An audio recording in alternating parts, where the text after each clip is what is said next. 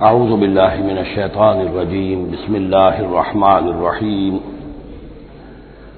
وما قدر اللہ حق قدرہ اذ قالوا ما انزل اللہ علی بشر من شیء قل من انزل الكتاب الذي جاء به موسى نورا وهدى للناس تجعلونه قراطيس تبدونها وتخفون كثيرا وعلمتم ما لم تعلموا انتم ولا آباؤكم قل الله ثم ذرهم في خوضهم يلعبون وهذا كتاب انزلناه مبارك مصدق الذي بين يديه ولتنذر القرى ومن حولها والذين يؤمنون بالآخرة يؤمنون به وهم على صلاتهم يحافظون صدق الله العظيم۔ اب اس سورہ مبارکہ میں اس رد و قدح کا ذکر ہو رہا ہے کہ جو یہودیوں کے سکھلانے پڑھانے سے مکے کے کچھ لوگ حضور سے کر رہے تھے۔ اب تک جو گفتگو ہوئی ہے وہ خالص ان کی طرف سے تھی اور انہی کے ساتھ سارا مکالمہ تھا اور محاجہ تھا، لیکن جیسا کہ میں عرض کر چکا ہوں یہ صورتیں جو ہیں سورہ انعام اور سورہ اعراف یہ مکی دور کے آخری زمانے کی ہیں، اور ظاہر ہے کہ اس وقت تک چرچا پہنچ چکا تھا مدینہ منورہ میں بھی حضور کی رسالت اور نبوت کے دعوے کا، اور کان کھڑے ہو چکے تھے اہل کتاب کے یہود کے، تو وہیں سے بیٹھے ہوئے انہوں نے ریشہ دوانیاں کرنی شروع کر دی تھی۔ اور جیسے کہ ہم پڑھ چکے ہیں کہ جب زدہ میں کوئی آ جائے تو وہ یہاں تک کہہ بیٹھتے تھے کہ ان مسلمانوں سے تو یہ مشرک بہتر ہے جو بتوں کو پوجتے ہیں وغیرہ وغیرہ۔ اسی طرح کی ایک بات وہ ہے جو یہاں کہی جا رہی ہے، وما قدر اللہ حق قدرہ، اور انہوں نے ہرگز قدر نہ کی اللہ کی جیسا کہ قدر کرنی چاہیے تھی۔ اس قالو، جبکہ انہوں نے کہا ما انزل اللہ علی بشر من شیء، جبکہ انہوں نے کہا کہ نہیں اتاری ہے اللہ نے کسی بھی انسان پر کوئی بھی چیز، کیٹیگوریکل ڈینائل۔ چونکہ یہ لوگ جو تھے مکے والے یہ کتابوں سے واقف نہیں تھے، تو یہود نے سب سے پہلے جو ان سے کہا وہ یہ ہے کہ یہ سب خیال ہے، وہم ہے، اللہ نے کبھی کوئی چیز اتاری ہی نہیں کسی پر۔ اب چونکہ یہ سوال آیا تھا ان کی طرف سے، لہذا جواب میں مشرکین مکہ سے خطاب نہیں کیا ہے، بلکہ براہ راست جن کی طرف سے یہ بات آئی تھی ان سے خطاب ہے۔ قل من انزل الکتاب الذی جاء بہ موسیٰ، ان سے پوچھئے کہ پھر کس نے اتاری تھی وہ کتاب جو موسیٰ لے کر آئے تھے؟ کیا وہ من گھڑت تھی موسیٰ کی، اپنے ہاتھ سے لکھی ہوئی تھی؟ اگر اللہ نے کبھی کچھ نہیں اتارا تو من انزل الکتاب الذی جاء بہ موسیٰ نورا وہدی للناس، کہ جو نور بھی تھی اس کے اندر نور بھی تھا، وہ خود روشن تھی اور لوگوں کے لیے رہنمائی تھی۔ تجعلونہ قراطیسا، تم نے اسے ورق ورق کر دیا ہے، ٹکڑوں میں بانٹ دیا ہے، حصوں میں تقسیم کر دیا ہے۔ تبدونہا وتخفون کثیرا، کچھ کو ظاہر بھی کرتے ہو لیکن اکثر کو چھپا کر رکھتے ہو۔ یہودیوں نے کتاب کو جس طرح چھپایا ہے اور اپنے من مانی فتویٰ فروشی کے لیے تو انہوں نے یہ شکل اختیار کی تھی کہ عام لوگوں کے ہاتھ میں یہ کتاب نہیں آنی چاہیے، بڑی محفوظ رہنی چاہیے وہ، اور یہ کہ عام لوگوں کی دسترس میں نہ ہو۔ وَعُلِّمْتُمْ مَا لَمْ تَعْلَمُوا أَنْتُمْ وَلَا آبَاؤُكُمْ، اور تمہیں سکھائی گئی تھی وہ سب باتیں جو نہ تم جانتے تھے تمہارے آباء و اجداد جانتے تھے۔ قُلِ اللَّهُ، کہیے یہ سب اللہ نے نازل کیا، تورات بھی اللہ نے نازل فرمائی تھی، انجیل بھی اللہ نے نازل فرمائی تھی، اب یہ قرآن بھی اللہ نے نازل فرمایا ہے۔ ثُمَّ ذَرْهُمْ فِي خَوْضِهِمْ يَلْعَبُونَ، پھر یہ بات کہنے کے بعد اے نبی صلی اللہ علیہ وسلم ان کو چھوڑ دیجئے اور ان سے کنارہ کشی کر لیجئے، وہ اپنی باتوں میں خرافات کے اندر کھیلتے رہیں۔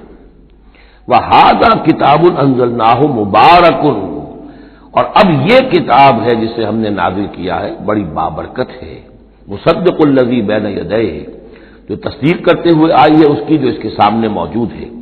وَلِتُنذِرَ أُمَّ الْقُرَىٰ وَمَنْ حَوْلَهَا، تاکہ اے نبی صلی اللہ علیہ وسلم آپ خبردار کر دیں ام القریٰ اور اس کے آس پاس کے لوگوں کو۔ ام القریٰ، قریٰ قریے کی جمع ہے، قریٰ بستیوں کی ماں، بستیوں کی جڑ، بستیوں کی بنیاد۔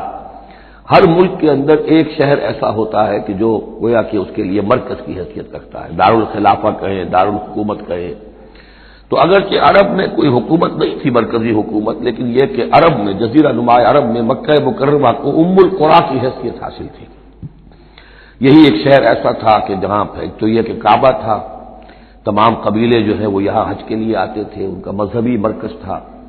پھر یہ کہ جو قریش کو خاص طور پر ایسٹ ویسٹ ٹریڈ کے اندر جو خاص مونوپولی حاصل ہو گئی تھی، اور وہ بھی اسی کعبے کی برکت کی وجہ سے، اس کی وجہ سے پیسے کی ریل پیل بھی تھی، قافلے آتے تھے جاتے تھے، یہیں سے ہو کر جو یمن سے قافلے چلتے تھے مکے سے ہو کر شام کو جاتے تھے، شام سے آتے تھے مکے سے ہو کر پھر یمن کو جاتے تھے.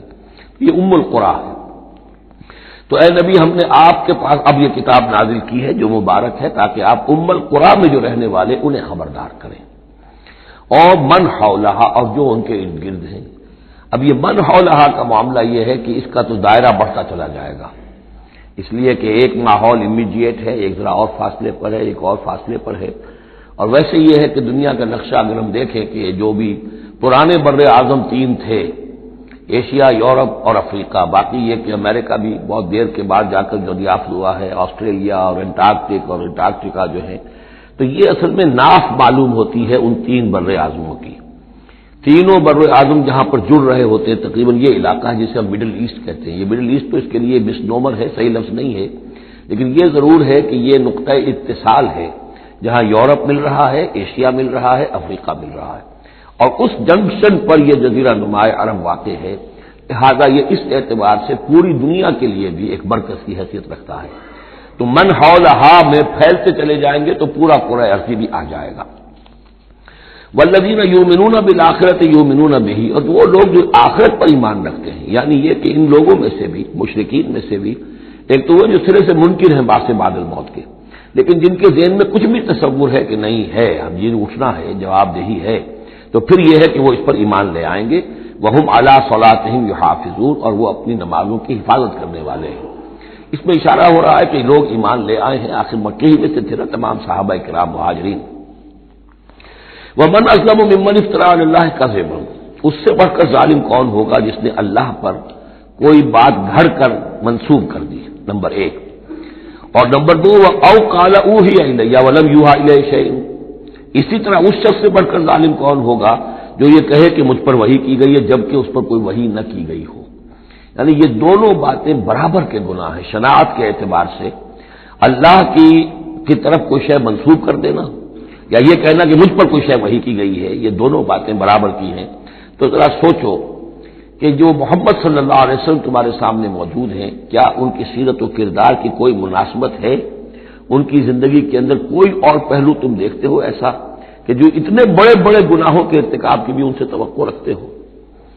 وَلَوْ تَرَىٰ إِذِ الظَّالِمُونَ فِي غَمَرَاتِ وَمَنْ قَالَ سَأُنزِلُ مِثْلَ مَا أَنزَلَ اللَّهُ، ایک اور تیسری بات ہے جو یہ کہے کہ میں بھی اتار سکتا ہوں جیسا کہ اللہ نے اتارا ہے. حالانکہ اس کا جیسا کہ قرآن مجید میں بار بار چیلنج آیا ہے، لیکن یہ کہ اس کا مقابلہ کسی نے نہیں کیا. پھر بھی یہ کہ زبان میں یہ الفاظ کہہ دینے کی حد تک کسی نے بکواس کر دی ہوگی. وَلَوْ تَرَىٰ إِذِ الظَّالِمُونَ فِي غَمَرَاتِ الْمَوْتِ، اور کاش کہ تم دیکھ سکتے جبکہ یہ ظالم موت کی سختیوں میں ہوں گے، نزع کے عالم میں ہوں گے. وَالْمَلَائِكَةُ بَاسِطُو أَيْدِيهِمْ، اور فرشتے اپنے ہاتھ آگے بڑھا رہے ہوں گے. اخرجوا انفسکم، نکالو اپنی جانیں. الیوم تجزون عذاب الہون بما کنتم تقولون علی اللہ غیر الحق، آج تمہیں نہایت اہانت آمیز سزا دی جائے گی، عذاب دیا جائے گا بسبب اس کے جو تم کہتے رہے تھے اللہ کی طرف منسوب کر کے ناحق باتیں. وکنتم عن آیاتہ تستکبرون، اور تم اللہ تعالیٰ کی آیات سے استکبار کر کے اعراض کرتے رہے تھے. وَلَقَدْ جِئْتُمُونَا فُرَادَىٰ، اور پھر قیامت کے دن کہا جائے گا آ گئے ہو ہمارے پاس اکیلے اکیلے، کوئی تمہارے ساتھ لاؤ لشکر نہیں، کوئی تمہارے ساتھ ساز و سامان نہیں، تمہارے وہ خدم و حشم نہیں، کوئی تمہارے حمایتی نہیں، کوئی جماعت و جمعیت نہیں. کیونکہ یہ بات آگے بھی کہی گئی ہے سورہ مریم میں، وہ کلہم آتی ہے یوم القیامت فردا، قیامت کے دن ہر شخص کا جو محاسبہ انفرادی حیثیت میں ہوگا. اور ظاہر بات ہے اکیلا آدمی کھڑا ہوگا، نہ اس کے رشتہ دار ہیں، نہ ماں باپ ہے، نہ اولاد ہے، نہ بیوی ہے، نہ بیوی کے ساتھ اس کا شوہر ہے، اور نہ ساز و سامان ہے، خدم و حشم ہے، کچھ بھی نہیں. لقد جئتمونا فرادا کما خلقناکم اول مرہ، جیسے کہ ہم نے تمہیں پیدا کیا تھا پہلی مرتبہ. اب یہ نوٹ کیجئے، خلقناکم اول مرہ، اس کا مطلب ہے تخلیق دو مرتبہ ہوئی ہے. ایک تخلیق عالم ارواح میں ہوئی تھی، اس وقت بھی سب اکیلے اکیلے کھڑے تھے، نہ کوئی کسی کا باپ تھا، نہ کوئی کسی کی ماں تھی. ارواح کے مابین کوئی رشتہ داری نہیں تھی. یہ رشتہ داریاں تو پھر عالم خلق میں ہوئی ہیں آ کر، کہ ایک باپ اور ماں کا معاملہ ہے، پھر اولاد کا معاملہ ہے، پھر دادا اور پوتے کا معاملہ ہے، یہ ارواح کے مابین کوئی اس طرح کی رشتہ داری نہیں تھی۔ تو جیسے کہ ہم نے تمہیں پیدا کیا تھا پہلی مرتبہ کہ تمام انسان وہاں موجود تھے، فرق صرف یہ ہے کہ قیامت کے دن جب ہم کھڑے ہوں گے تو ہمیں ایک جسم بھی اور دیا جائے گا، لیکن جس وقت ہم تھے اللہ تعالیٰ کے پاس اس وقت عالم ارواح میں، اور جب ہم سے عہد لیا گیا تھا الست بربکم قالوا بلی، تو مجرد ارواح تھی، اس وقت کوئی جسم نہیں تھا۔ لیکن یہ کہ وہ جو اس کے اندر مشابہت ہے کہ جیسے اس وقت بھی حضرت آدم سے لے کر ان کی نسل کے آخری انسان تک جو دنیا میں ہوگا قیامت تک، وہ سب کے سب ان کی ارواح موجود تھیں، اسی طریقے سے قیامت کے دن بھی یہ سب کے سب کھڑے ہوں گے۔ وَتَرَكْتُم مَّا خَوَّلْنَاكُمْ، اور تم چھوڑ آئے ہو اپنے پیچھے جن چیزوں میں کہ ہم نے تمہیں لپیٹ دیا تھا۔ یہ اصل میں کیا ہے؟ میری ایک انا ہے، میری ایک روح ہے، وہ میرے جسم میں لپٹی ہوئی ہے۔ پہلا غلاف تو یہ جسم ہے، پھر اس غلاف کے اوپر کپڑوں کا غلاف ہے، کپڑوں کے اوپر پھر مکان کا غلاف ہے۔ ہم غلاف در غلاف جو ہے، ہماری جو اصل حقیقت ہے، وہ جو اصل نفس الامری ہے ہماری روح، وہ در حقیقت ان غلافوں میں لپٹی ہوئی ہے۔ تو جو بھی غلاف ہم نے تم پر چڑھا دیے تھے وہ سب چھوڑ آئے ہو، وراء ظہورکم، اپنے پیچھے۔ وما نرى معكم شفعاءكم الذين زعمتم انهم فيكم شركاء، اور ہم دیکھ نہیں رہے تمہارے ساتھ کہ تمہارے وہ سفارشی نہیں آئے جن کے بارے میں تمہیں گھمنڈ ہو گیا تھا کہ وہ تمہارے معاملے میں شریک ہیں، سفارش کریں گے، تمہیں بچا لیں گے، چھڑا لیں گے ہمارے محاسبے سے، ہماری پکڑ سے۔ لقد تقطع بینکم، اب تمہارے مابین سارے رشتے ٹوٹ چکے، یعنی چاہے انہوں نے حضرت مسیح کو سمجھا ہو شفاعت کرنے والا، تو مسیح بھی اعلان برات کریں گے کہ میرا تم سے کوئی تعلق نہیں ہے، میں کوئی تمہاری شفاعت نہیں کر سکتا۔ کسی نے شیخ عبد القادر جیلانی کو سمجھا ہو تو وہ بھی اعلان برات کریں گے۔ باقی موہوم جو ہے لات عزا منات، وہ کس بلا کا نام ہے یہ تو ہم جانتے ہی نہیں، لیکن جن کو اولیاء اللہ کو، انبیاء کو یا ملائکہ کو اگر سمجھا گیا تھا تو وہ بھی قد تقطع بینہم، وہ سارے رشتے جو ہے وہ کٹ جائیں گے۔ قد تقطع بینکم وضل عنکم ما کنتم تزعمون، اور اب سب ہوا ہو گئی ہیں، وہ چیزیں گم ہو گئی ہیں، تم سے جاتی رہی جن کا کہ تم زوم کیا کرتے تھے، جن کے سہارے پر تم حرام خوریاں کر رہے تھے۔ ان اللہ فالق الحب والنوا، یقیناً اللہ ہی ہے کہ جو دانے اور گٹھلی کو پھاڑتا ہے۔ دیکھیے عالم خلق کے اندر کیا شکل ہو رہی ہے کہ دانہ زمین میں ڈالا آپ نے، وہ پھٹتا ہے، اس میں سے دو کونپلیں سی نکلتی ہیں، یا آم کی گٹھلی ہے زمین میں دبائی ہے، گٹھلی پھٹے گی، اس میں سے دو پتے نکلیں گے۔ یہ کون کر رہا ہے؟ اگرچہ بظاہر خود بخود ہو رہا ہے، جو بھی اللہ تعالیٰ نے فزیکل اور کیمیکل چینجز کے یہاں پہ قوانین بنا دیے ہیں اس کے تحت ہو رہا ہے، لیکن کرنے والا کون ہے؟ فاعل حقیقی کون ہے؟ جیسا کہ شیخ عبد القادر جیلانی ہی کا نام آیا تھا رحمۃ اللہ علیہ، تو انہوں نے اپنے جو وصایا ہے ان میں بڑا پیارا جملہ لکھا ہے کہ میرے بچے، اپنے بچے کے لیے وصیت لکھی تھی، اس حقیقت کو ہر وقت مستحضر رکھنا کہ لا فاعل فی الحقیقت ولا مؤثر الا اللہ، حقیقت میں مؤثر اور فاعل اللہ کے سوا کوئی نہیں۔ تاثیر ہے تو اس کی بنا پر ہے، اس کے اذن سے ہے۔ کوئی فعل کا ارادہ تم کر سکتے ہو، لیکن فعل کا بالفعل انجام پذیر ہونا یہ تمہارے اختیار میں نہیں ہے، یہ تو اللہ کے حکم سے ہوگا۔ ان اللہ فالق الحب والنوا، یقیناً اللہ ہی ہے پھاڑنے والا دانے اور گٹھلی کا۔ یخرج الحی من المیت ومخرج المیت من الحی، وہ نکالتا ہے زندہ کو مردہ میں سے، اور وہ نکالنے والا ہے مردہ کو زندہ میں سے۔ مخرج المیت من الحی ذالکم اللہ فانا تؤفکون، وہ ہے اللہ، لیکن تم کدھر بچلے جا رہے ہو، کدھر تم الٹے جا رہے ہو، اس اللہ کو پہچانو۔ فالق الاصباح، اب یہ فلق دوسرا بھی ہے، وہ ہے صبح کا پھاڑنے والا، رات کی سیاہی کا پردہ چاک کر کے سپیدہ سحر کو نمودار کرنے والا۔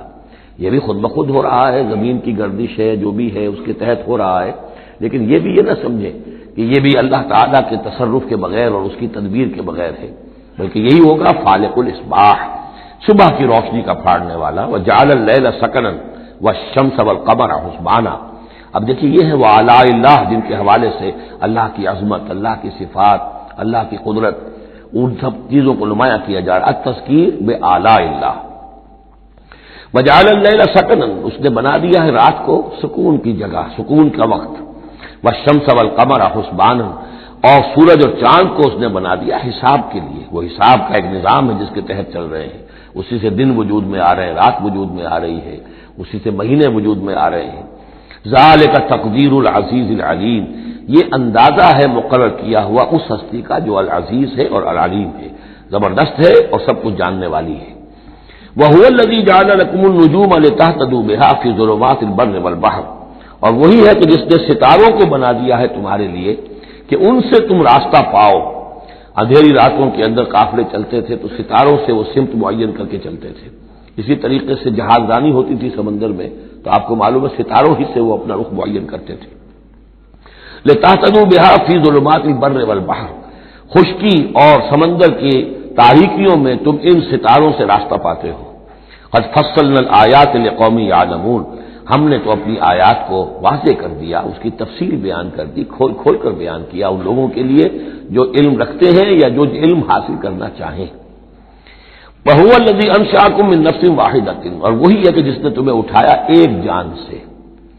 یہ سب جو ہے ظاہر بات ہے کہ ایک جان سے بنا ہے، جو بھی پوری کی پوری یہ جو نسل انسانی بنی ہے وہ ایک جان سے بنی ہے۔ اس میں یہ بھی ہو سکتا ہے کہ مراد حضرت آدم علیہ السلام ہو، اور یہ بھی ہو سکتا ہے اگر کوئی حقیقت ہے ایوولوشن تھیوری میں تو اس کو آپ ٹریس کریں اور امیبا تک لے جائیں، وہ بھی ایک جان ہے۔ اس جان سے ہی پھر مختلف ارتقائی مراحل طے کرتے ہوئے، اس میں پہلے کوئی سیکس نہیں تھا، پھر ہوتے ہوتے سیکس ظاہر ہوا، تو اسی سے خلق منہا زوجہا والی بات جو ہے، اور اس پر ڈاکٹر رفیع الدین مرحوم نے قرآن اور علم جدید جو ان کی کتاب ہے اس میں بہت عمدہ تحقیق ان کی ہے، اور مولانا منصر اصلاحی صاحب نے بھی اس کی تصویر کی ہے۔ تو جن لوگوں کو دلچسپی ہو اس کتاب کا مطالعہ کریں کہ یہ ایک جان سے پیدا کرنے کا مطلب کیا ہے۔ فَمُسْتَقَرٌّ وَمُسْتَوْدَعٌ، اس نے بنایا تمہیں ایک جان سے، لیکن پھر یہ کہ تمہارے لیے ایک تو مستقل ٹھکانہ ہے اور ایک ہے کچھ دیر کے لیے امانت کے طور پر رکھے جانے کی جگہ۔ اب یہ مستقر کیا ہے، مستودع کیا ہے، اس پر 3 قول ہیں مفسرین کے۔ پہلا قول تو یہ ہے کہ مستقر تو ہے دنیا جہاں ہم آئے ہیں، اب مجھے یہاں 66 برس ہونے کو آئے ہیں، میں یہاں اس دنیا میں ہوں، لیکن مستودع کیا تھا، تھوڑی دیر کے لیے جو میں رہا ہوں اپنی والدہ محترمہ کے بطن میں رہا ہوں، تو وہ رحم مادر جو ہے وہ مستودع تھا، کچھ دیر کے لیے وہاں امانتاً انسان رہتا ہے اور پھر وہ دنیا میں آتا ہے، وہ مستقر ہے۔ دوسری رائے یہ ہے کہ مستقر تو آخرت ہے اور قبر ہے مستودع، قبر میں رکھا جاتا ہے انسان کو، اور یہ گویا کہ عالم برزخ جو ہے یہ عارضی ودیت کرنے کی جگہ ہے، عارضی طور پر امانتاً رکھنے کی جگہ ہے، پھر جانا ہے۔ مستقر جو ہے وہ آخرت ہے۔ تیسری رائے یہ ہے کہ مستقر آخرت ہے اور مستودع دنیا ہے، دنیا میں جو وقت ہم گزار رہے ہیں یہ آخرت کے مقابلے میں بہت ہی عارضی ہے، اس حوالے سے اسے بھی کہا جا سکتا ہے کہ یہ بہت ہی عارضی سی امانت کی جگہ ہے۔ قد فصلنا الآیات لقوم یفقہون، ہم نے تو اپنی آیات کو واضح کر دیا ہے اور تفصیل بیان کر دی ہے ان لوگوں کے لیے جو تفقہ سے کام لیں، غور کریں، سوچیں سمجھیں۔ وَهُوَ الَّذِي أَنزَلَ مِنَ السَّمَاءِ مَاءً، اور وہی ہے کہ جس نے اتارا ہے آسمان سے یا بلندی سے پانی۔ فَأَخْرَجْنَا بِهِ نَبَاتَ كُلِّ شَيْءٍ، پھر ہم نے نکال دیا اس کے ذریعے سے ہر شے کی نباتات، اگنے والی ہر شے جو ہے نباتات زمین سے نکالی۔ فَأَخْرَجْنَا مِنْهُ، تو ہم نے اس کے ذریعے نکالے اس میں سے خضرن سرسبز کھیتی، نخرج منہ حبا متراکبا، جس میں سے ہم نکالتے ہیں کہ جو دانے ہیں ایک دوسرے کے اوپر چڑھے ہوئے ہیں۔ اب سٹا ہے تو چاہے وہ کوئی کسی بھی یعنی اس کا ہے اناج کا، اب کس طریقے سے کہ دانے کے اوپر دانا چڑھا ہوا ہوتا ہے، حبا متراکبا، یہ دانے ایک دوسرے کے اوپر چڑھے ہوئے ہوتے ہیں۔ ومن النخل من طلعها قنوان دانیۃ، اور کھجور کے گابھے میں سے گوشے ہوتے ہیں کہ جو لٹکتے ہوئے ہوتے ہیں۔ وجنات من اعناب، اور باغات ہم نے بنا دیے ہیں جو کہ کھجور انگوروں کے ہیں۔ والزیتون، اور زیتون، والرمان، اور انار، مشتبہ وغیر متشابہ، ایسے بھی جو ایک دوسرے سے ملتے جلتے ہیں رنگ میں، روپ میں، شکل میں، اور ایسے بھی ہیں کہ جن میں کچھ فرق ہے۔ انظروا الی ثمرہ اذا اثمر، ذرا غور سے دیکھا کرو اس کے ثمر کو جبکہ وہ پکتا ہے، کیسا تدریجاً اس کے اندر، ابھی بڑا کچا پھل ہے پھر اس کے اندر وہ پکنے کا عمل اس طرح تدریجاً ہو رہا ہے۔ انظروا الی ثمرہ، ان ثمرات کو دیکھا کرو، اذا اثمر، جبکہ وہ پکتے ہیں، پھل لاتے ہیں، وینعہ، اور اس کے پکنے کو بھی دیکھو، اذا اینعا، یہ گویا کہ یہاں محذوف ہوگا، وینعہ اذا اینعا، انظروا الی ثمرہ اذا اثمر، دیکھو اس کے پھل لانے کو جبکہ وہ پھل لائے، وینعہ اذا اینعا، اور اس کے پکنے کو دیکھو کس طرح تدریجاً وہ پکتا ہے۔ ان فی ذالکم لآیات لقوم یؤمنون، یقیناً اس میں ہے نشانیاں ان لوگوں کے لیے جو ایمان لانا چاہیں یا جو ایمان رکھتے ہو۔ جن کے پاس تھوڑا ایمان ہے ان آیات پر غور کریں گے، ایمان بڑھ جائے گا، ایمان میں اضافہ ہوگا، زادتہم ایمانا، اور جن کے دلوں میں طلب ہدایت ہے انہیں انہی نشانیوں سے ایمان کی دولت نصیب ہو جائے گی۔ وجعلوا للہ شرکاء الجن، اور انہوں نے اللہ کے شریک بنا دیا جنات کو، وخلقہم وخرقوا لہ بنین، حالانکہ اللہ نے ان کو بھی پیدا کیا ہے، جیسے انسانوں کو پیدا کیا جنات کو پیدا کیا۔ فرق صرف یہ ہے کہ جنات کو آگ سے پیدا کیا، اور جنات جو ہے اپنی طبعی طور پر اس کائنات میں بہت دور تک ان کی رسائی ہے۔ ہم جہاں بڑے بڑے راکٹ جو ہیں بلینز اور بلینز آف ڈالرز کے لیے ایک بناتے ہیں، اور پھر اس کی ایک جو ہم گاڑی بنائی ہے اور وہ جاتی ہے اور دوڑتی ہے اور آتی ہے، شٹل ہے، اور اس پر کتنا پیسہ خرچ ہوتا ہے، یہ تمام جو ہے جنات کے لیے یہ سارا علاقہ ان کی آمد و رفت کے لیے وہ اپنی طبعی صلاحیت کے بنا پر جاتے آتے رہتے ہیں، جس میں کہ ہمیں جانے کے لیے یہ ساری کچھ ایجادات جو ہیں وہ کرنی پڑی ہے۔ لیکن یہ کہ بہرحال وہ بھی ہے تو مخلوق، جیسے کہ فرشتے ان سے بھی آگے کی شے، لیکن ہیں وہ بھی مخلوق، فرشتے بھی مخلوق ہیں، جنات بھی مخلوق ہیں، انسان بھی مخلوق ہیں۔ وجعلوا للہ شرکاء الجن، انہوں نے شریک بنا لیا جنات کو اللہ کے ساتھ، وخلقہم، اس نے ان کو پیدا کیا ہے، وخرقوا لہ بنین وبنات، اور اس کے لیے انہوں نے گھر لیے ہیں بیٹے اور بیٹیاں۔ حضرت عیسیٰ کو بیٹا بنا دیا گیا، حضرت عزیر کو بیٹا بنا دیا گیا، اور اللہ تعالیٰ کی فرشتوں کو کہہ دیا گیا وہ بیٹیاں ہیں، بغیر علم، بغیر اس کے کہ کوئی علمی سند ہو، کوئی بنیاد ہو، کوئی دلیل ہو۔ سبحانہ وتعالی عما یصفون، وہ پاک ہے اور بہت بلند و بالا ہے ان تمام چیزوں سے جو یہ بیان کر رہے ہیں۔ بدیع السماوات والارض، یہ لفظ آ چکا سورہ بقرہ میں، کریشن ایکس نہیں لو، عدم محض سے وجود میں لانے والا، وہ ہے کہ جو آسمانوں اور زمین کو وجود میں لایا ہے عدم محض سے۔ انا یکون لہ ولد، اس کے اولاد کیسے ہو سکتی ہے، ولم تکن لہ صاحبہ، جبکہ اس کی کوئی بیوی نہیں، کوئی جورو نہیں، تو اولاد کیسے ہو جائے گی؟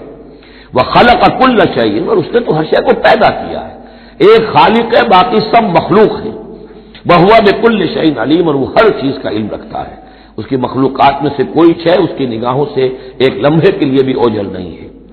ذالکم اللہ ربکم، وہ ہے اللہ تمہارا رب۔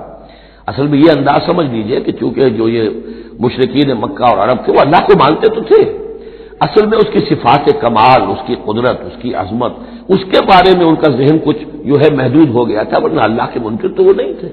ذالکم اللہ ربکم، دیکھو جس اللہ کو تم مانتے ہو وہ ہے وہ اللہ جس کی یہ شان ہے، تم نے اس کی اصل حقیقت کو نہیں پہچانا، تم نے اس کو جو ہے بہت ہی کمزور اور ضعیف سی کچھ شخصیت سمجھا ہے کہ جس کے اوپر کوئی دباؤ ڈال کر بھی اپنی بات منوا لے گا، تم نے سمجھا جیسے کہ تمہاری کوئی بچی آ جائے اور تم سے کچھ چیز مانگے، اگر تم دے سکتے ہو تو ضرور دے دیتے ہو، ایسے ہی اس کی بچیاں بھی ہیں، یہ فرشتے جو ہیں جس کی سفارش کریں گی وہ جو ہے سب بخش دیے جائیں گے۔ یہ تم نے اپنے اوپر قیاس کر لیا ہے اللہ تعالیٰ کو، اس کی قدرت، اس کی عظمت، اس کا وراء الورا ہونا، اس کا بکل شیء علیم ہونا، اس کا علی کل شیء قدیر ہونا، اس کا ہر جگہ پر موجود ہونا، اس کا تم تصور نہیں کر پا رہے۔ ذالکم اللہ ربکم، وہ ہے اللہ تمہارا رب جس کو ہم اس طرح بیان کر رہے ہیں۔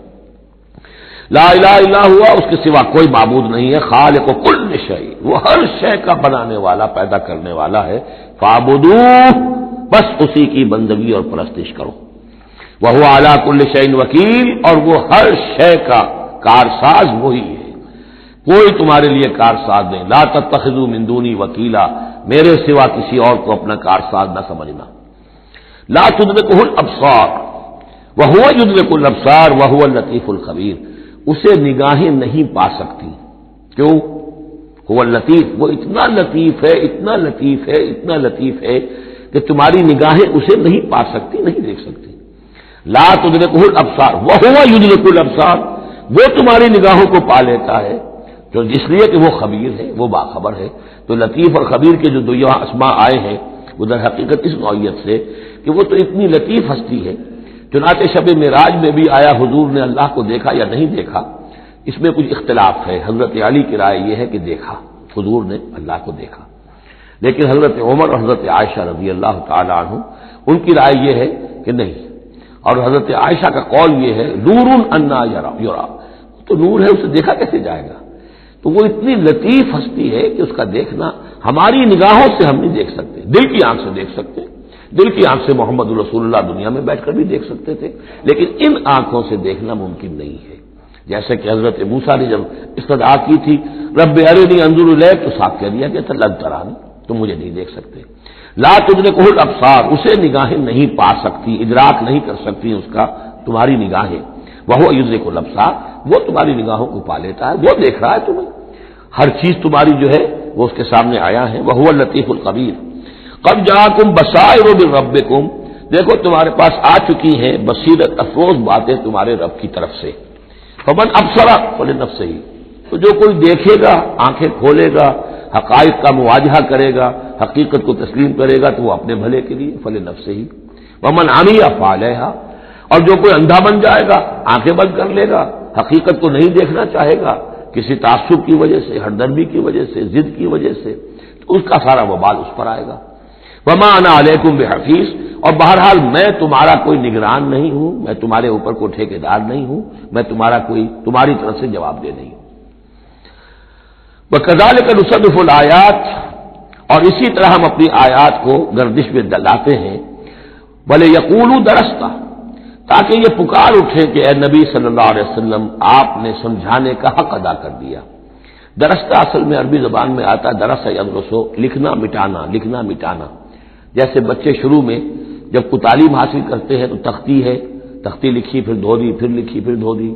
اب تو خیر تختی وقتی شاید آج لوگوں کے ذہنوں سے نکل گئی ہوگی باتیں، آج کا بچہ کیا سمجھے گا تختی کس بلا کا نام ہے، یا سلیٹ ہوتی تھی، اب اس میں کچھ کیا پھر دھو دیا، پھر کچھ لکھا پھر صاف کر دیا۔ تو یہ ہے کہ کسی کو پڑھانے کے لیے تدریجاً بار بار درستہ، اے نبی آپ نے خوب بار بار ہر طرح سے ہر اعتبار سے، ایک پھول کا مضمون ہے تو 100 رنگ سے باندھوں، آپ نے بات سمجھا دی۔ وَلِنُبَيِّنَهُ لِقَوْمٍ يَعْلَمُونَ، تاکہ واضح کر دیں ہم اس کو ہر طرح سے ان لوگوں کے لیے جو علم حاصل کرنا چاہیں یا جو علم رکھتے ہیں۔ اتبع ما اوحی الیک من ربک، اب دیکھیے یہاں پر میں نے آپ سے کہا تھا کہ بار بار حضور سے خطاب آئے گا، لیکن یہ خطاب صرف حضور سے نہیں ہوتا، یہ حضور کی وساطت سے امت کے لیے بھی، اہل ایمان کے لیے بھی۔ لیکن مکی صورتوں میں آپ کو 2/3 قرآن میں براہ راست خطاب مسلمانوں سے بہت کم ملے گا، شاذ۔ یہ خطاب جو ہے چونکہ جب امت کی شکل بنی ہے مسلمانوں کی، وہ تعبیر قبلہ کی بات بنی، اب امت ہے۔ کذالک جعلناکم امۃ وسطا لتکونوا شہداء علی الناس ویکون الرسول علیکم شہیدا۔ پھر خطاب، پھر تو ایک سورہ حجرات جو ہے 18 آیتیں 5 دفعہ یا ایھا الذین آمنوا یا ایھا الذین آمنوا یا ایھا الذین آمنوا یا ایھا الذین آمنوا، لیکن یہ کہ آپ کو اتنی لمبی لمبی صورتوں میں یا ایھا الذین آمنوا ملے گا ہی نہیں۔ اہل ایمان سے بھی جو کہا جا رہا ہے وہ حضور سے واحد کے صیغے میں، اتبع ما اوحی الیک من ربک، پیروی کرو اس کی جو وحی کیا جا رہا ہے آپ کی طرف، آپ کے رب کی طرف سے۔ اور یہ صرف حضور کو نہیں، سب کے لیے۔ لا الہ الا ہوا، اس کے سوا کوئی معبود نہیں، وَأَعْرِضْ عَنِ الْمُشْرِكِينَ، اور ان مشرکوں سے ذرا کنارہ کشی کیجیے، ذرا اپنا چہرہ ان کی طرف سے آپ پھیر لیجیے، زیادہ ان کے حال پر توجہ نہ دیجیے۔ وَلَوْ شَاءَ اللَّهُ مَا أَشْرَكُوا، اگر اللہ چاہتا تو یہ شرک نہ کرتے، اگر اللہ کو جبری اختیار کرنا ہوتا اپنا اور بالجبر ان کو ایمان پر لانا ہوتا تو سب کو ایمان پر لے آتا۔ وما جعلناک علیہم حفیظا، اور دیکھیے اے نبی ہم نے آپ کو ان پر داروغہ، نگران، ذمہ دار، ٹھیکیدار نہیں بنایا ہے، آپ کا کام ہے حق کو واضح کر دینا۔ انذر بہی، ذکر بہی، بشر بہی، اس قرآن کے ذریعے بشارت دیتے رہیے، قرآن کے ذریعے خبردار کرتے رہیے، قرآن کے ذریعے تذکیر کرتے رہیے، آپ کا کام یہ ہے۔ فذکر انما انت مذکر لست علیہم بمسیطر، یاد دہانی کرائیے اس لیے کہ آپ یاد دہانی کرانے والے ہیں، آپ ان کے اوپر داروغہ نہیں ہیں۔ وما انت علیہم بوکیل ولا تسبوا الذین یدعون من دون اللہ فیسبوا اللہ عدوا بغیر علم۔ اب یہاں مسلمانوں سے خطاب ہے، لیکن دیکھیے یا ایھا الذین آمنوا نہیں، یہ خاص ہے قرآن کے اسلوب کو سمجھنے کے لیے۔ اور مت گالیاں دو ان کو، برا بھلا کہو ان کو جن کو یہ پکارتے ہیں اللہ کے سوا، یعنی کوئی جوشیلا نوجوان مسلمانوں میں سے اور وہ گالیاں دینی شروع کر دے لات اور عزا اور منات کو، کیا ہے یہ، کچھ نہیں ہے، ان کی کوئی حیثیت نہیں ہے، تو یہ ساری چیزیں ٹھیک نہیں ہیں۔ ان کے وہ محترم انہوں نے جو بھی گھڑے ہوئے ہیں، ان کے ذہنوں میں ان کی عظمت ہے، ان کی عقیدت ہے، خام خواہ وہ جوش میں آ کے، غصے میں آ کے اب اللہ کو گالیاں دینے لگیں گے، تو اس سے یہ کہ خام خواہ اس طرح کا اشتعال آمیز انداز اختیار نہ کرو۔ ولا تسبوا الذین یدعون من دون اللہ، مت گالیاں دو یا برا بھلا کہو انہیں جنہیں یہ پکارتے ہیں اللہ کے سوا، فیسبوا اللہ عدوا بغیر علم، تو اللہ کو گالیاں دینے لگ جائیں گے زیادتی کے اندر آ کر، زدم زدہ میں آ کر، بغیر علم کے۔ کذالک زینا لکل امۃ عملہم، اسی طرح ہم نے ہر قوم کے لیے اس کے عمل کو مزین کر دیا ہے، وہ اسی میں خوش ہے، مگن ہے. ہمارے آباء و اجداد کی مورتیاں ہیں، یہ دیویاں ہیں، دیوتا ہیں، اس میں مگن ہے، ان کے احساسات ہیں، ان کے جذبات ہیں. سمجھاؤ ضرور، انذار کرو، تبشیر کرو، تذکیر کرو، تبلیغ کرو، نصیحت کرو، سب کچھ کرو، لیکن یہ ہے کہ ان کے ساتھ گالم گلوچ نہیں اور ان کے معبودوں کو برا بھلا کہنا نہیں. ثم الی ربہم مرجعہم، پھر ان کے ربی کی طرف ان سب کو لوٹنا ہے. فینبئہم بما کانوا یعملون، وہ ان کو جتلا دے گا جو کچھ کہ وہ کرتے رہے تھے. واقسموا باللہ جہد ایمانہم، اور وہ قسمیں کھا کھا کر کہتے ہیں. یہ وہی آ گیا جو عمود ہے اس سورہ مبارکہ کا. کچھ عرصے سے کچھ رکوعوں سے اس کا تذکرہ نہیں آیا تھا، اب پھر بڑے شد و بد کے ساتھ وہی بات، دکھاؤ ہمیں معجزہ، دکھاؤ ہم ایمان لے آئیں گے. کیوں نہیں دکھاتے معجزہ؟ نبوت کا دعویٰ ہے، رسالت کا دعویٰ ہے، عام دعویٰ تو نہیں کر رہے ہو تم، کیوں نہیں کوئی معجزہ دکھاتے؟ جب خود کہتے ہو کہ موسیٰ نے دکھائے، عیسیٰ نے دکھائے، فلاں نے دکھائے، قوم سمود کو دکھا دیا گیا معجزہ، تو آخر کیا قیامت آ گئی؟ ہمیں کیوں نہیں معجزہ دکھاتے؟ فاقسموا باللہ جہد ایمانہم، اور اپنے عوام پر اثر ڈالنے کے لیے قسم، خدا کی قسم ہے محمد ہم ایمان لے آئیں گے، آپ دکھائیے تو صحیح ایک دفعہ معجزہ. کیا بگڑتا تھا ان کا قسمیں کھانے میں؟ اقسموا باللہ جہد ایمانہم، وہ اللہ کی قسمیں کھا رہے ہیں اپنی پوری قوت کے ساتھ، شد و بد کے ساتھ. لئن جاءتم آیۃ لیؤمنن بہا، اگر آیت آ جائے، نشانی آ جائے، معجزہ دکھا دیا جائے، وہ لازماً ایمان لے آئیں گے. قل انما الآیات عند اللہ، کہہ دیجئے نشانیاں تو سب اللہ کے اختیار میں، میرے اختیار میں نہیں. اللہ کا فیصلہ وہ نہیں دکھانا چاہتا.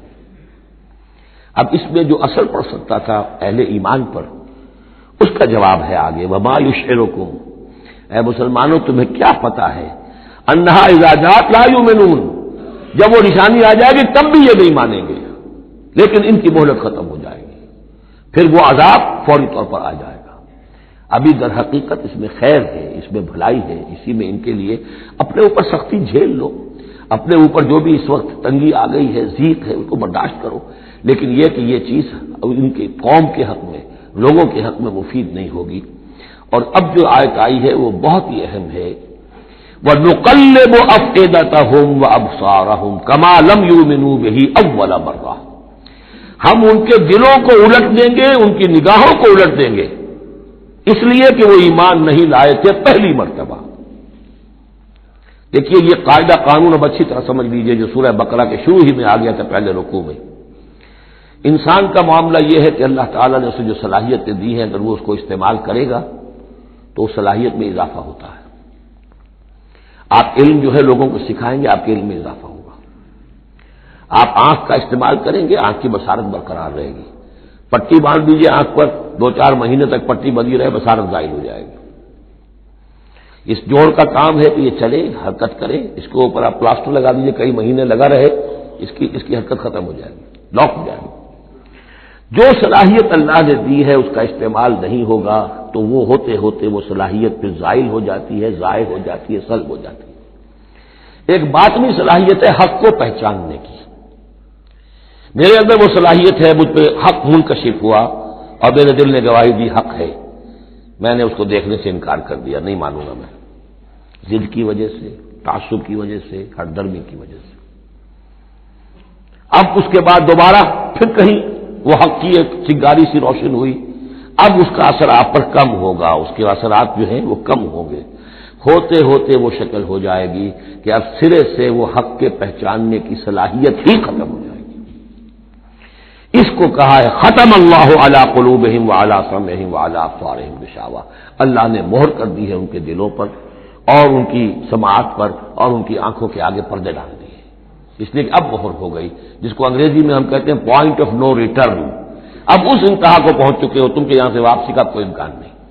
ہر معاملے میں کوئی ایک وقت ہوتا ہے کہ ابھی آپ واپس جا سکتے ہیں، کوئی پسپائی کوئی اختیار کر سکتے ہیں، کوئی واپس جا سکتے ہیں، کوئی شرافت کے ساتھ کہیں جو ہے وہ آپ ریٹریکٹ کر سکتے ہیں اپنے سٹیپس کو. ایک حد کے بعد پھر ممکن نہیں ہوتا.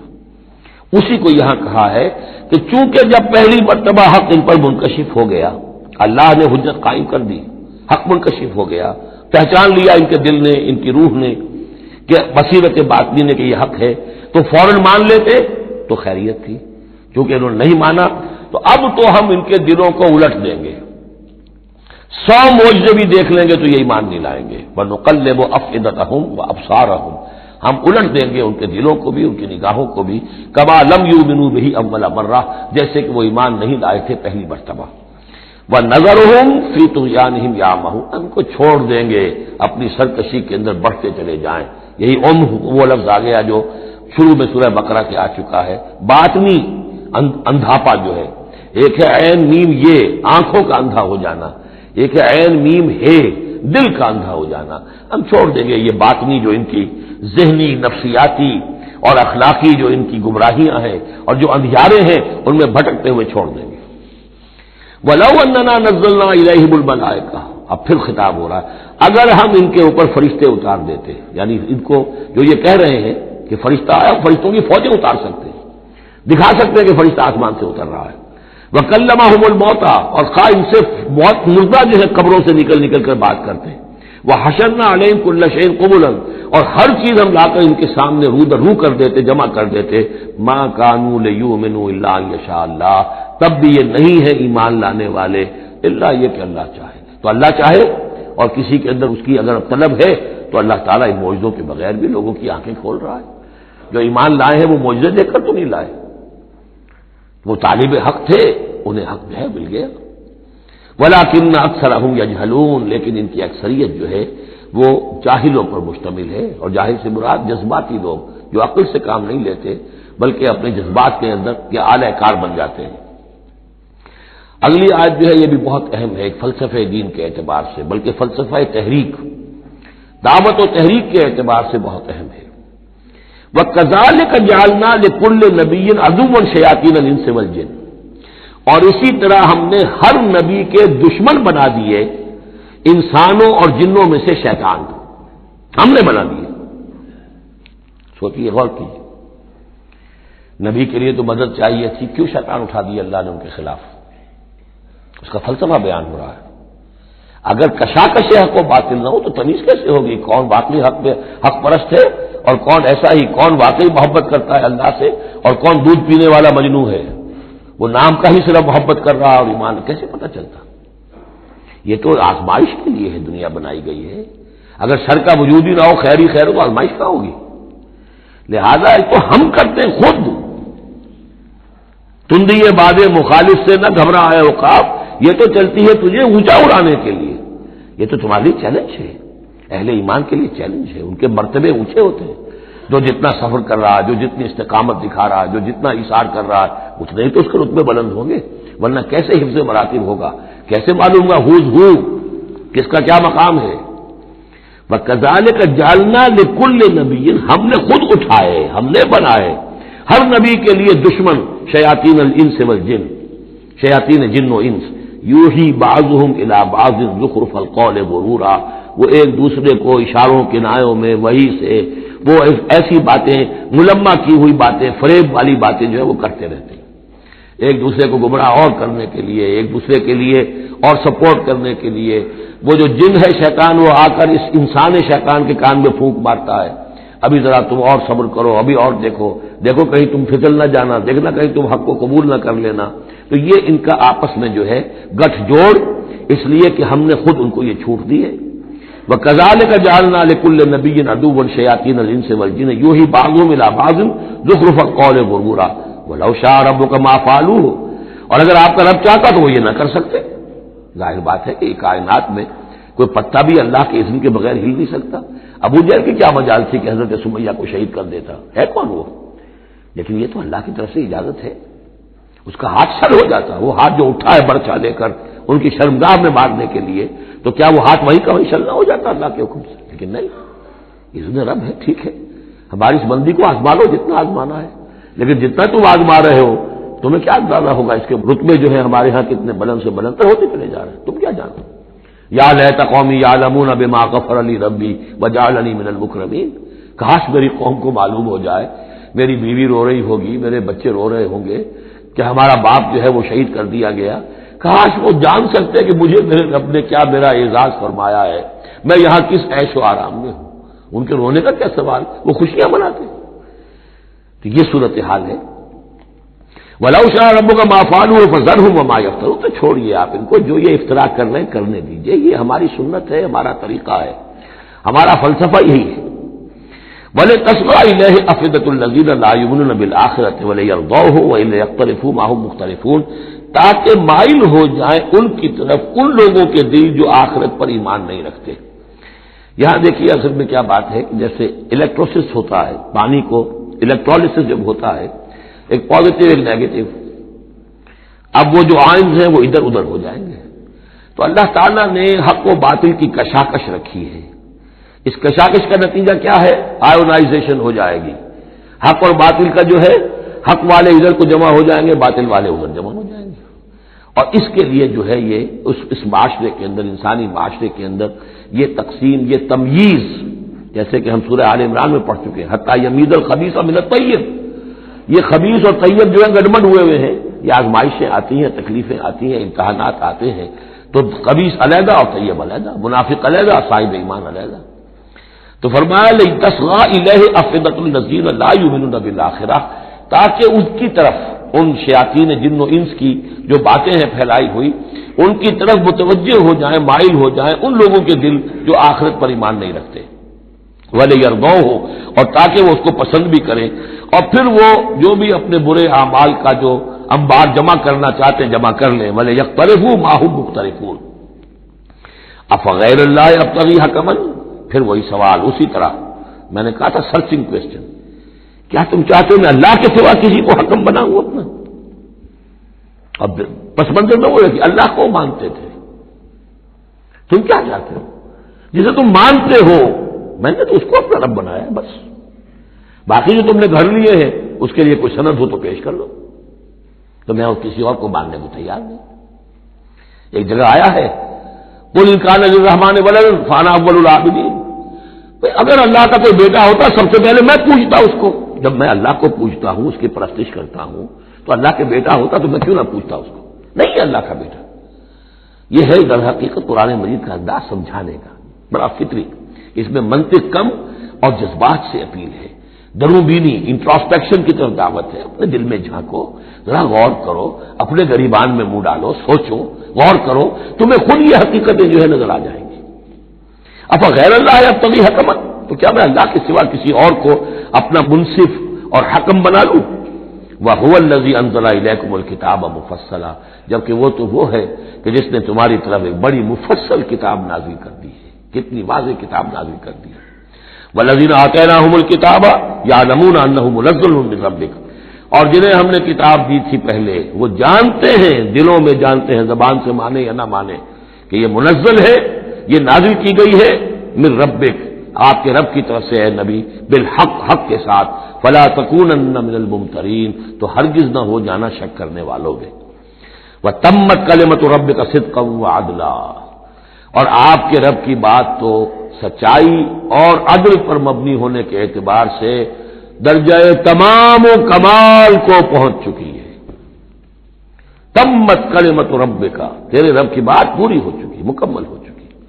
الیوم اکملت لکم دینکم واتممت علیکم نعمتی وتمت کلمۃ ربک صدقا وعدلا، اس کی ہر بات صداقت پر اور ہر بات اس کی عدل پر مبنی ہے، اور اس اعتبار سے وہ نقطۂ کمال کو پہنچ چکی ہے۔ لا مبدل لکلماتہ، اس کی باتوں کا کوئی بدلنے والا نہیں۔ وہو السمیع العلیم، وہ سب کچھ سننے والا اور جاننے والا ہے۔ وَإِن تُطِعْ أَكْثَرَ مَنْ فِي الْأَرْضِ يُضِلُّوكَ عَنْ سَبِيلِ اللَّهِ، اور اگر تم پیروی کرو گے زمین میں بسنے والوں کی اکثریت کی، تو وہ تو تمہیں اللہ کے راستے سے لازماً گمراہ کر دے گی۔ یہ بڑی اہم آیت ہے قرآن مجید کی جدید جمہوری نظام کی نفی کے لیے۔ جمہوریت ایک طرز حکومت ہے کہ جس میں بندوں کو گنا کرتے ہیں، تولا نہیں کرتے۔ قرآن کہہ رہا ہے زمین کی اکثریت جو ہے، اگر تو فیصلہ کن یہی بات ہے اکثریت کدھر اقلیت کدھر، تو اکثریت تو دنیا میں ہمیشہ باطل پرستوں کی رہی ہے۔ دور صحابہ میں صحابہ کتنے تھے؟ پوری دنیا کی آبادی کے حساب سے گنتی کیجئے، لاکھ میں ایک نہیں بنے گا۔ اس حوالے سے غور کریں۔ ان تُطِعْ أَكْثَرَ مَنْ فِي الْأَرْضِ يُضِلُّوكَ عَنْ سَبِيلِ اللَّهِ، اصل بات کیا ہے؟ ہاں ایک جگہ اکثریت آ سکتی ہے، موٹی موٹی باتیں جو دین کی ہیں وہ تو اس بنیاد پر مانی جائیں گی کہ اللہ اس کے رسول نے یہ فرمایا ہے، یہ لینڈ مارکس ہے۔ اس کے اندر اندر مباحات کے درمیان فیصلہ اکثریت کی بنیاد پر کر لیا جائے۔ شراب حرام ہے وہ تو سرو نہیں کی جا سکتی. آپ کے ہاں کوئی دعوت ہونی ہے, کوئی تقریب ہے, اب اس میں سوچ رہے ہیں کہ کیا سرو کیا جائے. بھائی شراب تو حرام ہے, اللہ اور اس کے رسول کا حکم ہے, وہ تو سرو نہیں ہو سکتی. اب یہ کہ شربت جو ہے روح افزا سرو کیا جائے یا 7 اپ یا اسپرائٹ سرو کیا جائے, یہ مباحات میں سے یا اکثریت کا فیصلہ کر لیجیے, کوئی بات نہیں, جو اکثریت کی رائے ہو. لیکن ایبسولوٹ اتھارٹی اکثریت کے پاس, ساورنٹی اکثریت کے پاس, انا للہ و انا الیہ راجعون. وَإِن تُطِعْ أَكْثَرَ مَن فِي الْأَرْضِ يُضِلُّوكَ عَن سَبِيلِ اللَّهِ. ساورنٹی اللہ کے پاس رہے گی, اس کا حکم اپنی جگہ پر. باقی مباحات کے دائرے میں آپ اکثریت کی رائے پر بھی چل سکتے ہیں. ان یتبعون الا الظن, یہ نہیں پیروی کر رہے مگر صرف ظن و تخمین کی, اٹکل پچوں کی. وَإِنْهُمْ إِلَّا يَخْرُصُونَ, اور یہ نہیں کچھ کر رہے سوائے اس کے کہ کچھ اندازے انہوں نے مقرر کیے ہیں. ان ربک هو اعلم من يضل عن سبیلہ, آپ کا رب خوب واقف ہے ان سے کہ جو اس کے راستے سے بھٹک چکے ہیں. وهو اعلم بالمهتدین, اور وہ خوب واقف ہے ان سے بھی جو ہدایت کی راہ پر ہیں. فَكُلُوا مِمَّا ذُكِرَ اسْمُ اللَّهِ عَلَيْهِ إِن كُنتُم بِآيَاتِهِ مُؤْمِنُونَ, تو کھاؤ ان چیزوں میں سے جن پر اللہ کا نام لیا گیا ہے اگر تم اس کی آیات پر ایمان رکھتے ہو. یہ پھر وہی جو عرب کے اندر مشرکوں میں جو جاہلی تصورات تھے, توہمات تھے, تو ان کو پھر رد کرنے کے لیے, بلکہ پھر نہیں کہنا چاہیے, یہ تو مکی صورتیں ہیں, یہ کام تو ہو چکا تھا. باقی یہ کہ وہ تو جو بھی آخری پھر ٹچز تھے وہ سورہ مائدہ وغیرہ میں دیے گئے ہیں. وَمَا لَكُمْ أَلَّا تَأْكُلُوا مِمَّا ذُكِرَ اسْمُ اللَّهِ عَلَيْهِ, یہ تم نے جو بنا لی ہیں چیزیں, اب ان کے اوپر چاہے وہ حام اور صائبہ اور یہ وسیلہ اور یہ وہ کوئی شے اللہ نے مقرر نہیں کی ہے, ان کو ذبح کرو. حلال جانور ہے, اونٹ ہے, کچھ اور ہے, اس کو حلال کر سکتے ہو, اللہ کا نام لو اور کھاؤ. وَمَا لَكُمْ أَلَّا تَأْكُلُوا مِمَّا ذُكِرَ اسْمُ اللَّهِ عَلَيْهِ وَقَدْ فَصَّلَ لَكُم مَّا حَرَّمَ عَلَيْكُمْ, جبکہ اللہ تعالیٰ تفصیل بیان کر چکا ہے تمہارے لیے وہ ان چیزوں کی جو حرام کی گئی ہے. یہ سورۃ النحل کے اندر بھی یہ مضمون چونکہ آیا تھا, وہ آگے چل کر پڑھیں گے 14ویں پارے میں, لہذا وہ سورت اس سے پہلے نازل ہوئی ہے, لہذا فرمایا جا رہا کہ وہ تمہارے اوپر اس کی تفصیل پہلے ہی بیان کی جا چکی ہے. الا ما اضطررتم الیہ, اس میں بھی تمہارے لیے گنجائش ہے کہ اگر اضطرار ہے, جان پر بنی ہوئی ہے, بھوک سے جان نکل رہی ہے, تو ان حرام چیزوں میں سے بھی کچھ کھا کر جان بچائی جا سکتی ہے. وَإِنَّ كَثِيرًا لَيُضِلُّونَ بِأَهْوَائِهِمْ بِغَيْرِ عِلْمٍ, اور اکثر لوگ جو ہیں وہ بغیر کسی تحقیق کے, بغیر علم کے, اپنی خواہشات کی بنا پر لوگوں کو گمراہ کرتے پھرتے ہیں. ان ربک هو اعلم بالمعتدین, اور یقیناً تیرا رب خوب جانتا ہے ان حد سے تجاوز کرنے والوں کو. وَذَرُوا ظَاهِرَ الْإِثْمِ وَبَاطِنَهُ, اور چھوڑ دو, تعلق منقطع کر لو ہر طرح کے گناہ سے, چاہے وہ کھلا ہو یا چھپا ہو. ان الذین یکسبون الاثم, یقیناً جو لوگ گناہ کماتے ہیں, سیجزون بما کانوا یقترفون, تو انہیں یقیناً بدلہ ملے گا اس کا جو وہ جمع کر رہے ہیں, جو کھتے بھر رہے ہیں برائیوں کے اور برے اعمال کے, ان کا پورا بدلہ ملے گا. ولا تاکلوا مما لم یذکر اسم اللہ علیہ, اور مت کھاؤ اس میں سے جس پر اللہ کا نام نہ لیا گیا ہو. یہ اصل میں ایک خاص چیز ہے جو آگے آئے گی آیت نمبر 138 میں, کہ ان کے اسی قسم کے توہمات میں سے بعض جانوروں پر وہ کہتے تھے اللہ کا نام لینا ہی نہیں ہے, اس کا خاص طور پر تذکرہ ہے, یہ عام نہیں ہے یہ آیت. ولا تاکلوا مما لم یذکر اسم اللہ علیہ, مت کھاؤ اس میں سے کہ جس پر اللہ کا نام نہیں لیا جاتا. وَإِنَّهُ لَفِسْقٌ, یقیناً وہ جو ہے وہ تو گناہ ہے اس کا کھانا. وَإِنَّ الشَّيَاطِينَ لَيُوحُونَ إِلَىٰ أَوْلِيَائِهِمْ لِيُجَادِلُوكُمْ, اور یہ شیاطین جو ہیں یہ اپنے دوستوں اور اپنے ساتھیوں کو وحی کرتے رہتے ہیں, پٹی پڑھاتے رہتے ہیں, وسوسہ اندازی کرتے رہتے ہیں تاکہ وہ تم سے جھگڑا کریں. وَإِنْ أَطَعْتُمُوهُمْ إِنَّكُمْ لَمُشْرِكُونَ, اگر تم ان کا کہنا مانو گے تو تم بھی مشرک ہو جاؤ گے. اب ایک بڑی پیاری بات وہ کہتے تھے, آپ کو بھی اچھی لگے گی, دیکھو جو اللہ نے مارا ہے خود مر گیا, وہ تو تم نے حرام کر دیا, جو خود مارتے ہو وہ حلال ہو گیا. بات اچھی لگے گی نا. جیسے انما البیع مثل الربا, بیع بھی تو ربا کی طرح ہے, اس میں بھی نفع ہوتا ہے, اس میں بھی نفع ہوتا ہے. 10 لاکھ کسی کو دیے, 4,000 روپے ماہانہ لے رہے ہیں, جائز ہے. 10 لاکھ کا مکان کسی کو کرائے پر دیا, 4,000 روپے ماہانہ لے رہا, جائز, یہ جائز ہے, اور وہ ناجائز اگر نقد لے رہے ہیں. تو یہ جو اشکالات ہوتے ہیں مذاہب جو ہیں بڑے دل نشین. تو اسی طریقے سے یہ کہ اللہ کا مارا ہوا ہے, یہ اللہ نے مارا, یہ مر گیا اپنی موت, اس اللہ نے مارا, یہ تو حرام ہے, اور تم جسے مارو جسے ذبح کرو وہ حلال ہے. اب یہ بات جو ہے, لیکن یہ کہ تم یہ مجادلہ کریں گے تم سے, یہ دلیل بازی کریں گے, یہ تمہارے سامنے جو ہے اس طرح کی حرکتیں کریں گے, لیکن تم چھوڑو, انہیں دفع کرو. اب امن کا تھا میتن فأحییناہ ہو تو بنا جو کوئی تھا مردہ اور ہم نے اسے زندہ کر دیا. اس سے مراد ہے حیات معنوی اور موت معنوی. ایک شخص جو اللہ سے واقف نہیں ہے، صرف دنیا کا بندہ بنا ہوا ہے، تو وہ در حقیقت ایک انسانیت اس کی مردہ ہے. وہ حیوان کی حیثیت سے جو زندہ ہے، بحیثیت انسان وہ مردہ ہے. پھر اللہ نے اسے ہدایت دی، اس کو ایمان کی نم، اب وہ زندہ ہوا. اب امن کان میتن فاحییناہ وجعلنا لہ نورا، اور پھر ہم اس کو نور بنا دے دیتے ہیں. اب وہ اللہ کی کتاب اس کے سامنے ہے، یمشی بہی فی الناس، اب اس کو لے کر وہ چل رہا ہے لوگوں کے مابین. کمم مثلہ فی الظلمات، کیا وہ شخص ان کی طرح ہو جائے گا کہ جو اندھیروں میں بھٹک رہا ہو، لیس بخارج منہا، اور اس سے وہ نکلنے والا ہے ہی نہیں. کذالک زین للکافرین ما کانوا یعملون، اس طرح مزین کر دیا گیا، کھبا دیا گیا ان کافروں کے لیے جو کچھ کہ یہ کر رہے ہیں. یعنی اس میں ہی مگن ہے وہ. لیکن ایک وہ شخص تھا جس کو پہلے ہوش نہیں تھا، توجہ نہیں تھی. حضرت عمر ہے رضی اللہ تعالیٰ عنہ، 6 سال لگ گئے. حضرت حمزہ ہے 6 سال لگ گئے، 6 سال میں ایمان لا رہے ہیں. لیکن پھر یہ ہے کہ اللہ نے ہدایت دے دی.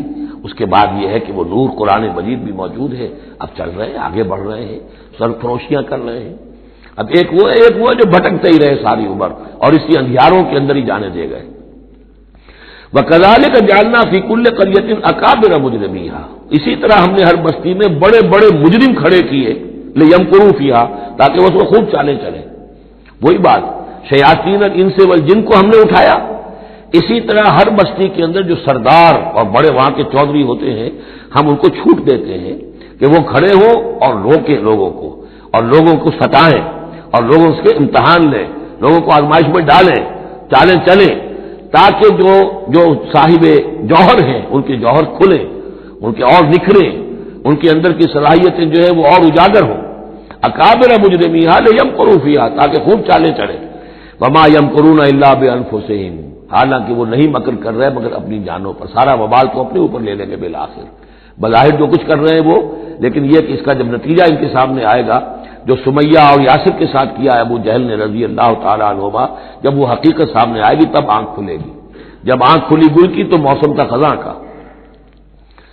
الا بانفسہم وما یشعرون، لیکن انہیں اس کا شعور نہیں ہے.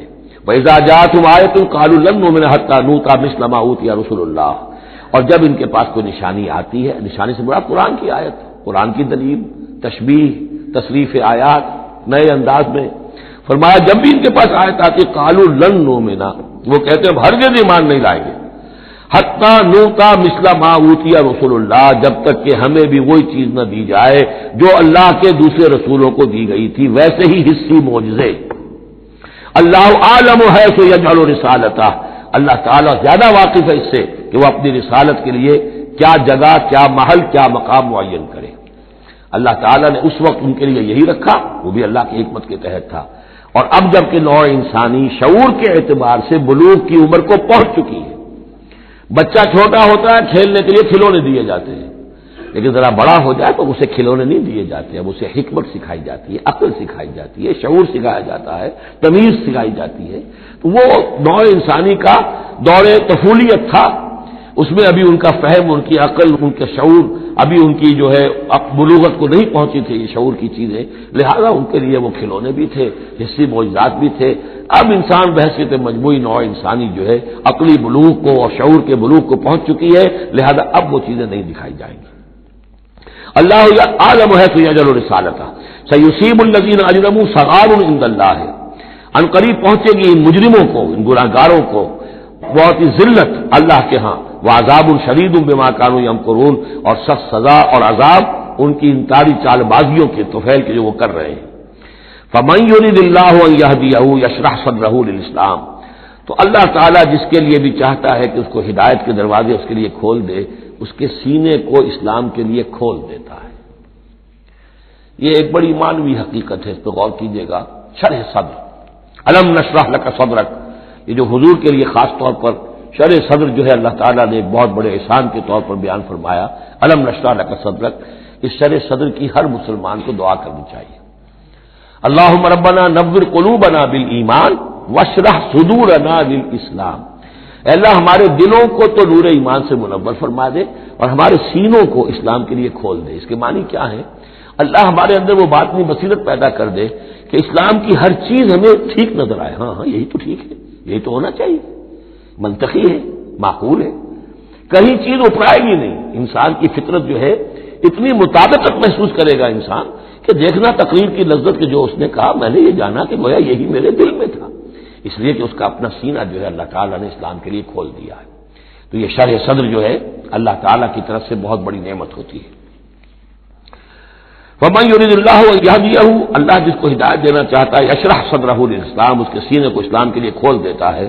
وَمَن يُرِدْ أَن يُضِلَّهُ، اور جس کے بارے میں وہ طے کر دے کہ اس کو تو اب گمراہی ہی پر رکھنا ہے، يَجْعَلْ صَدْرَهُ ضَيِّقًا، اس کے سینے کو تنگ کر دیتا ہے، حرجاً، بہت ہی تنگ اندر سے، كَأَنَّمَا يَصَّعَّدُ فِي السَّمَاءِ، ایسے محسوس کرتا ہے جیسے اسے آسمان پر چڑھنا پڑ رہا ہے، جیسے اونچائی پر چڑھتے ہوئے سانس پھول جاتا ہے، آدمی کو معلوم ہوتا ہے کہ میرا شاید دل دھڑک دھڑک کر باہر ہی نکل آئے گا. یہ ہے کہ ان کو حق کا قبول کرنا اتنا مشکل ہو جاتا ہے. جس شخص کے لیے اللہ تعالیٰ کی طرف سے شرح صدر ہے وہ حق کو قبول کرتا ہے، تکلیف بھی آتی ہے تو بڑی آسانی سے جھیل جاتا ہے. اور ایک وہ ہے کہ ذرا سا امتحان آ گیا تو معلوم ہوا کہ بس قیامت ٹوٹ پڑی، اور اب تو ایک قدم اور اٹھانا جو ہے، اور جس کو ہم کہتے ہیں قدم من بھر کے، پاؤں جو ہے من بھر کے ہو گئے، بوجھل ہو گیا انسان، وہ بات نہیں. فرمایا کذالک یجعل اللہ الرجس علی الذین لا یؤمنون، اور اسی طریقے سے اللہ تعالی عذاب یا گندگی ڈال دیتا ہے ان پر جو ایمان نہیں لاتے. وہذا صراط ربک مستقیما، اور یہ ہے تیرے رب کا سیدھا سیدھا راستہ. قد فصلنا الآیات لقوم یذکرون، ہم نے اپنی آیات خوب تفصیل سے بیان کر دی ہیں ان لوگوں کے لیے جو تذکر اخذ کرنا چاہیں، نصیحت حاصل کرنا چاہیں، ہدایت حاصل کرنا چاہیں. لہم دار السلام عند ربہم، ان کے لیے سلامتی والا گھر ہے ان کے رب کے پاس. جنت کے لیے دوسرا لفظ ہے دار السلام. وہو ولیہم، وہی ان کا مددگار ہے، پشت پناہ ہے، وہی ان کا حمایتی ہے، ان کا دوست ہے. بما کانوا یعملون، بسبب ان کے عمل کے، وہ جو عمل کر رہے ہیں انہوں نے اللہ کی دوستی ارن کی ہے. انہوں نے اپنی قربانیوں سے، اپنے ایثار سے، اپنی محنتوں سے جو جد و جہد کی ہے، جو مشقتیں جھیلی ہیں، تو انہوں نے بما کانوا یعملون، اس کی وجہ سے وہ گویا کہ اللہ تعالیٰ کی دوستی کے مستحق ہو گئے ہیں. وہو ولیہم بما کانوا یعملون ویوم یحشرہم جمیعا، اور جس دن کہ وہ جمع کرے گا ان کو سب کو، یا معاشر الجن، اللہ تعالیٰ فرمائے گا اے جنوں کی جماعت، قد استکثرتم من الانس، واقعتاً تم نے تو انسانوں میں سے بہتوں کو ہتھیا لیا. جو کہا تھا اس بڑے جن نے، عزازیل نے، کہ تو دیکھے گا وما تجد اکثرهم شاکرین، کہ ان کی اکثریت شکر کرنے والی نہیں ہو گئی، تو گویا کہ ایک طرح کا شاباش جو ہے اللہ تعالیٰ کی طرف سے ان کو دی جائے گی. یا معاشر الجن قد استکثرتم من الانس، تم نے تو بہت سے انسانوں کو ہتھیا لیا. وقال اولیاء من الانس، اور جو ان کے ساتھی تھے انسانوں میں سے، ان کی غیرت ذرا جاگے گی کہ اللہ تعالیٰ نے یہ کیا کہہ دیا کہ ان جنات نے ہمیں جو ہے ہتھیا لیا اور شکار کر دیا. ربنا، وہ یہ کہیں گے ربنا استمتع بعضنا ببعض، پروردگار ہم میں سے بعض نے بعض سے فائدہ اٹھایا، ہم ان سے کام لیتے رہے، یہ ہم سے کام لیتے رہے، ہم نے ان کو موکل بنایا، ان کے ذریعے سے غیب کی خبریں، کہانت کی دکانیں چمکائیں. قال اولیاء من الانس ربنا استمتع بعضنا ببعض وبلغنا اجلنا الذي اجلت لنا، اور اب ہم اپنی اس مدت کو پہنچ چکے جو تو نے ہمارے لیے مقرر کر دی تھی. قال النار مسواکم، اللہ فرمائے گا اب آگ ہے تمہارا ٹھکانہ.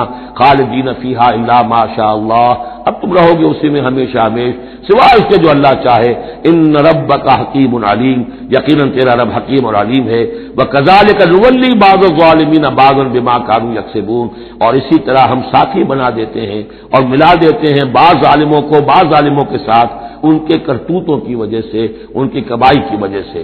بارک اللہ لی ولکم فی القرآن العظیم ونفعنی وإیاکم بالآیات والذکر الحکیم.